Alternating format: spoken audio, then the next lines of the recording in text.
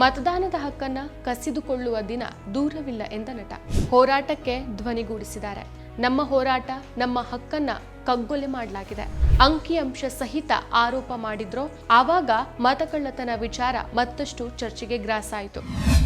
ನಮಸ್ಕಾರ, ಈ ದಿನಕ್ಕೆ ಸ್ವಾಗತ. ನಾನು ಶ್ರೀಯಂ ಪವಿತ್ರ.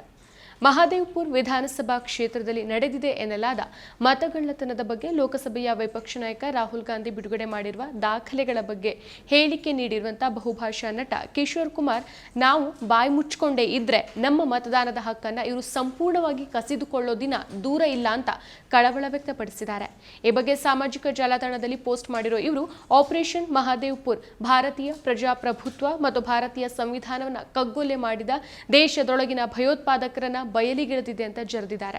ಎಲ್ಲಾ ಭಾರತೀಯರ ಪರವಾಗಿ ಡಿಜಿಟಲ್ ಡೇಟಾ ಮತ್ತು ಸಿಸಿಟಿವಿ ದೃಶ್ಯಾವಳಿಗಳನ್ನು ಒದಗಿಸದ ಚುನಾವಣಾ ಆಯೋಗದ ಎಲ್ಲಾ ಮೋಸದ ತಂತ್ರಗಳನ್ನು ಮೀರಿಸಿ ಟನ್ನುಗಟ್ಟಲೆ ಮೋಸದ ದಾಖಲೆಗಳನ್ನು ಪರಿಶೀಲಿಸಿ ಪ್ರಜಾಪ್ರಭುತ್ವದ ಅಡಿಪಾಯವಾದ ನಮ್ಮ ಮತದ ಅಧಿಕಾರವನ್ನ ನಾಶ ಮಾಡುವ ಅತಿದೊಡ್ಡ ದೇಶ ದ್ರೋಹವನ್ನ ಸಾಬೀತುಪಡಿಸೋಕೆ ಶ್ರಮಿಸಿದ ವಿರೋಧ ಪಕ್ಷದ ನಾಯಕ ರಾಹುಲ್ ಗಾಂಧಿ ಅವರಿಗೆ ವಂದನೆಗಳು.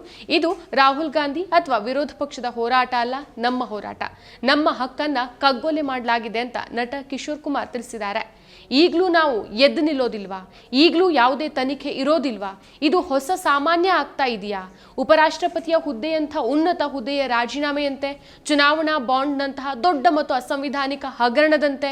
ಹಾಗಿದ್ರೆ ನಮ್ಮ ಆರ್ಥಿಕತೆ ಸತ್ತಿದೆಯೋ ಇಲ್ವೋ? ಆದರೆ ನಮ್ಮ ಪ್ರಜಾಪ್ರಭುತ್ವ ಖಂಡಿತವಾಗ್ಲೂ ಸತ್ತಿದೆ ಅಂತ ಪೋಸ್ಟ್ನಲ್ಲಿ ಬಹುಭಾಷಾ ನಟ ಉಲ್ಲೇಖಿಸಿದ್ದಾರೆ. ಮತ್ತೆ ಮತ್ತೆ ಸವಿಯಬೇಕೆನಿಸುವ ಮೃದುವಾದ ನಂದಿನಿ ಪನ್ನೀರ್.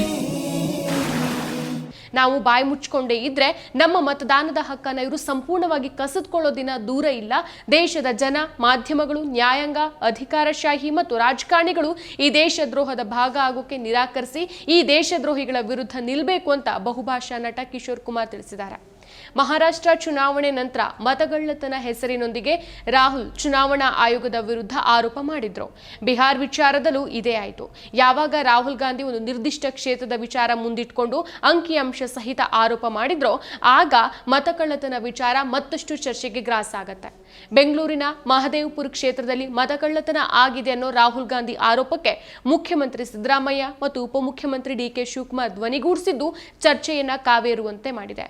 ಇದೀಗ ಬಹುಭಾಷಾ ನಟ ಕೂಡ ಈ ಒಂದು ಹೋರಾಟಕ್ಕೆ ಧ್ವನಿಗೂಡಿಸಿ ನಾವು ಬಾಯಿ ಮುಚ್ಚಿಕೊಂಡೇ ಇದ್ರೆ ನಮ್ಮ ಮತದಾನದ ಹಕ್ಕನ್ನ ಇವರು ಸಂಪೂರ್ಣವಾಗಿ ಕಸಿದುಕೊಳ್ಳೋ ದಿನ ದೂರ ಇಲ್ಲ ಅಂತ ಕಳವಳವನ್ನ ವ್ಯಕ್ತಪಡಿಸಿದ್ದಾರೆ. ಸೊ ಚುನಾವಣಾ ಆಯೋಗದ ಮುಂದಿನ ನಡೆ ಏನು ಅನ್ನೋದನ್ನ ಈಗ ನಾವೆಲ್ಲರೂ ಕಾದು ನೋಡಬೇಕಿದೆ. ಮತ್ತಷ್ಟು ವಿಶೇಷ ವಿಡಿಯೋಗಳನ್ನು ನೋಡಲು ಮತ್ತು ಹೊಸ ವಿಡಿಯೋಗಳ ಬಗ್ಗೆ ತಿಳಿಯಲು ಈ ದಿನ .com ಯೂಟ್ಯೂಬ್ ಚಾನೆಲ್ ಸಬ್ಸ್ಕ್ರೈಬ್ ಮಾಡಿ ಮತ್ತು ಬೆಲ್ ಐಕಾನ್ ಕ್ಲಿಕ್ ಮಾಡಿ.